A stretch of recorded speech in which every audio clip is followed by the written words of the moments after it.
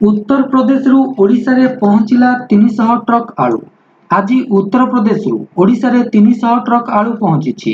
एने खाद्य जोगाण और खाउटी कल्याण मंत्री कृष्णचंद्र पात्र सूचना देइछन्ति। से कहिछन्ति एथर लोकंकु आउ हैरान हेबाकु पड़िबनी।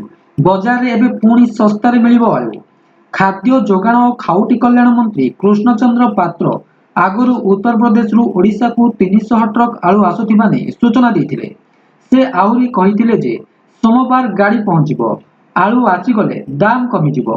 अपरपक्षे गतकाली जोगाण विभागर अधिकारी माने कुबेरपुर रे आलू गोदाम जांच करिबा सह आलू जोगाण जेपरि स्वाभाविक हेबो से नै व्यवसायी मानक सह आलोचना करिथिले।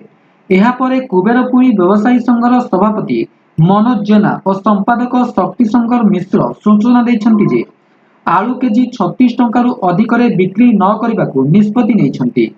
सेहिभଳି खुचरा बेपारी को पाइकारी बेपारी माने चिठा देबाकू बाध्यतामूलक कराଯାଇଛି। फଳରେ खाउटी माने खुचरा बेपारी ठारू आलू किଣିबा बेले शोषणर शिकार हेबेनि कि अधिक दाम रे आलू किणुछन्ति बोली कहि परिबेनि। एहिभଳି खबर पाइबा ପାଇଁ ଚ୍ୟାନେଲଟିକୁ ଲାଇକ୍, शेयर एवं सब्सक्राइब କରନ୍ତୁ।